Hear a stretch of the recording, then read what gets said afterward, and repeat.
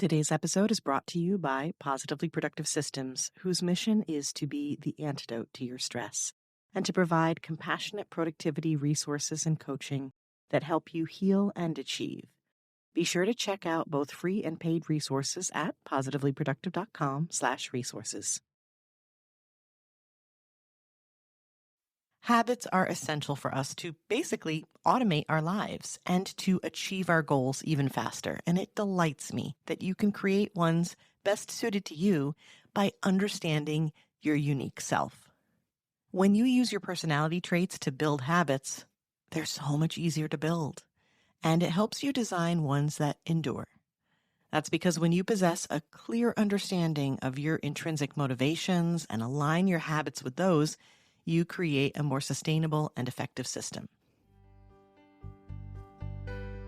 You're listening to the Positively Living Podcast. I'm your host, Lisa Zawrotny, founder of Positively Productive Systems and a productivity coach certified in positive psychology and stress management. Join me as we explore ways to live a more proactive, positive life with episodes on productivity, self-awareness, mindset, entrepreneur life, habits and systems, simplicity, fun, and more. I understand overwhelm personally as a multi-passionate entrepreneur, wife and mom to kids and cats, and as a caregiver. I'm here to help you choose what's right for you so you can do less, live more, and breathe easier. Sound good? Let's get to it. Welcome to the Positively Living Podcast. I'm your host, Lisa, and habits are a big part of my life, personally and professionally. I use them, I coach them, and I respect the power they wield. Habits are the cornerstone of our success, but we often get tripped up building them because we take cues from the outside world as to the right way to do them. We pay attention to all the experts telling us what habits we should develop and how to develop them. We try to make them perfect. I'm definitely using air quotes there. Can you hear them? And in doing so, we miss out on what's best for us and on the organic growth that comes from doing them in a way that works for us. Either way, we miss the fact, or choose to ignore the fact, that what works for one person might be a total disaster for another. I would love to know who's tried a one-size-fits-all plan that actually fit them. And I promise you that if it did, I can explain why it did. And it wasn't because it fits everyone. It just coincidentally worked for their personality and preferences, and I can reverse engineer it. So if you have an example of that, feel free to send it to me, and I'll tell you why. More often than not, we find outside guidance leads to frustration. So if you have struggled with trying on productivity techniques that don't fit your life, come join me for my approach. We're skipping that awful dressing room with the mirrors and the bad lighting, and we are tailoring your productivity approach for a custom fit. Okay, custom productivity sounds good, right? But where do we start? We just talked about the Big 5 personality assessment last week and how personality traits affect your productivity. If you haven't listened to that, I strongly encourage you to listen to that episode after you listen to this one. This episode is fine as a standalone, and I will definitely go over the Big 5 so that you have a good sense of it. But a deep dive on the Big 5 will help you get even more out of this episode. Also, if you found this episode because you're all about habit building, you'll want to check out the Habit Episodes playlist on the podcast page of the positivelyproductive.com website. You'll find a mix of how-to for habit building, as well as tips of types of habits to build and break. Today, we're digging into the overlap between our personality and building strong habits. Habits are essential for us to basically automate our lives and to achieve our goals even faster. And it delights me that you can create ones best suited to you by understanding your unique self. When you use your personality traits to build habits, they're so much easier to build. And it helps you design ones that endure. That's because when you possess a clear understanding of your intrinsic motivations and align your habits with those, you create a more sustainable and effective system. Here are 3 things to consider as you do this. One, you need to start with self-awareness. And this is a repeat topic of the podcast since the beginning. In the first episode of the podcast, we talked about your number one productivity tool. And spoiler alert, it is self-awareness. So to start, you need to engage in self-reflection. Think about your preferences and the habits that you naturally build when you're not trying. Do you thrive on structure, or do you prefer spontaneity? Do you externally process your ideas, or do you prefer quiet contemplation before you go to explain the ideas that you have? Do you like collaboration or solitary work? Are you an idea person, or do you prefer to chip away at a specific detailed process? You want to reflect on all of these things and more, and you can use assessments to gain deeper, more specific insights. This is also where an objective observer, like a coach, can be really helpful. Number two, you want to choose alignment over resistance, and that's really the key to this entire episode and this entire concept. Avoid adopting practices solely based on external recommendations.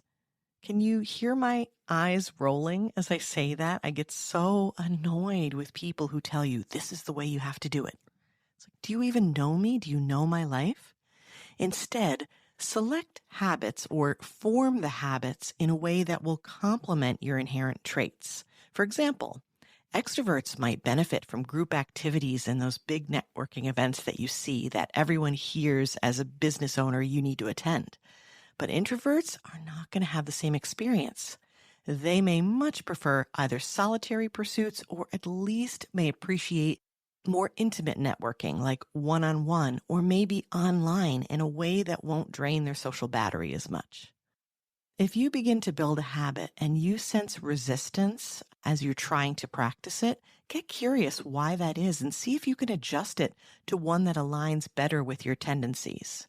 That's often one of the issues with a habit that's not working for you. It's not you. It's the fact that the habit that you built is not fitting with you in your life. So not only is this the stronger way to build it, you can anticipate potential obstacles and sidestep those as opposed to going back and trying to fix them. When you recognize your traits, you can predict challenges in habit formation, like that extrovert-introvert example that I just gave. Sending an introvert out into a networking event without having an extrovert that's adopted them and using the buddy system, that can work. But if they're all alone, it's a recipe for disaster. You can anticipate that when you understand that you are introverted and that you work so much better in a one-to-one or more intimate or quiet setting. And the third thing is to seek inner and outer motivation and support. When activities resonate with your personality, they become intrinsically motivating, and that is such a good thing. This internal drive is crucial for consistent habit adherence, and that consistency is what locks in a habit and makes it really work for you. But not everyone registers their internal motivators to the same degree. So outside support may be necessary. It may be preferred even for encouragement and accountability. Finding individuals with similar tendencies can help, or sometimes complementary tendencies. But either way, accountability is key for many people, and either an accountability partner or a group, a friend, or even a coach again. It can all be good options for encouragement and reinforcement as you try to lock in that habit. As I said, one of the assessments I use with clients is the Big 5 personality quiz that we talked about last week. We'll do a quick review here. The personality traits in detail are openness, conscientiousness, extroversion, agreeableness, and neuroticism. And an easy way to remember each of them is that they spell out the word ocean, and that's why I say them in that order. This framework offers valuable insights into self-understanding, and the assessment is highly recommended, highly researched, and it helps you in gaining personal awareness. And each of the 5 are scored on a sliding scale. So you can find where you are on that spectrum and then use that to develop the habits that make the most sense for you. I'll give you some quick examples. For openness, are you drawn to innovation and novelty, or do you prefer established routines? High openness correlates with creativity, while lower openness indicates a preference for reliability and established processes. So you can probably see the connection there with my multi-passionate creatives. We tend to be very open. Conscientiousness. This is where you ask if you find organization natural or does it pose a challenge to you? High conscientiousness signifies a detailed-oriented nature, while low conscientiousness suggests adaptability and flexibility. Both have distinct advantages, so it's important to know where you stand with that and how to make it work for you. The next is extroversion. Are you energized by social interaction, like we used in that example, or do you require solitude to recharge? And this refers to your energy sources, not necessarily personal preferences or your even social anxiety or anything else like that. It's just more of what energizes you and how are you processing. The next is agreeableness. Do you prioritize harmony or are you comfortable with direct confrontation? This trait reflects your approach to relationships and collaboration, highlighting whether you will seek conflict. And I don't mean this in a negative way, but that you are willing to do that for maybe purposes of what you believe in, or if you're looking to maintain a balance, or if maybe you'll keep peace at your own expense. And all these things are important to know as you are developing habits and even trying to work and communicate with different teams. You can see that this information can be so valuable across the board, well beyond habit development. The last one is neuroticism, and while the term may evoke negative connotations, it's not that. Neuroticism in this context pertains to emotional sensitivity. High neuroticism signifies awareness of potential issues. It is a tendency to worry, but that comes from that awareness. And low neuroticism indicates a more relaxed disposition, definitely more of a go-with-the-flow kind of vibe. And again, like all the others, both of these have merit as well as somewhere in between. And I'm curious if you can see yourself in just the descriptions I gave you so far. There are so many possibilities and permutations, and when you add circumstances or diagnoses into the mix, it changes things even more. But this is an excellent and fairly simple place to start. It's a great jumping off point to get to know you and to make better choices. I mentioned that the Big Five was one of the assessments I use. I also want to mention one more quickly because it overlaps so well with what we reviewed today. I use Gretchen Rubin's 4 tendencies, which are based on inner and outer expectations. And this assessment will be very telling as to the combination that will be best for you in number 3, where I talked about inner and outer motivations. If you'd like to learn more about that, I'll link to an episode about the 4 tendencies in the show notes for you. As we finish up the episode today, keep in mind why we want to use this information about ourselves to build our habits. When you tailor what you repeatedly do to your individual personality traits, your habits are not only easier to build, they're easier to integrate into daily life. A habit that threads through your life seamlessly becomes an extension of your identity, making it easier to sustain over the long term, and that's what you want. Imagine if you told a builder that they could design a structure in less time, with less effort, yet it would last longer. They would want to know more, right? Well, that's what we're doing here with personalized productivity. Are you ready to try a new habit based on your personality? Or maybe take a habit that hasn't been working so well and tweak it based on this new information?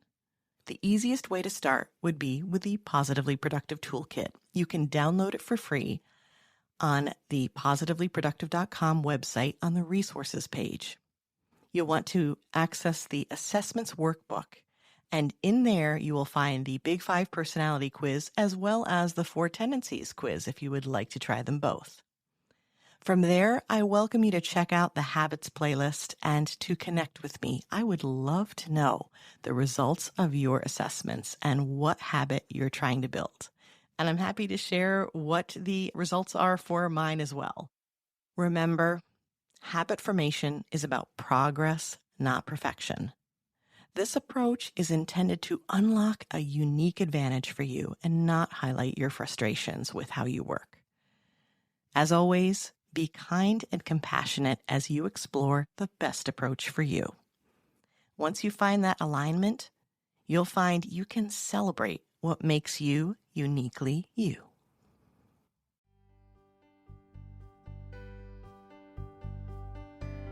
Thank you for joining me today. Your time is precious, and I'm honored you chose to spend it with me. If you have feedback or questions, you can find me through the Connect page of the positivelyproductive.com website.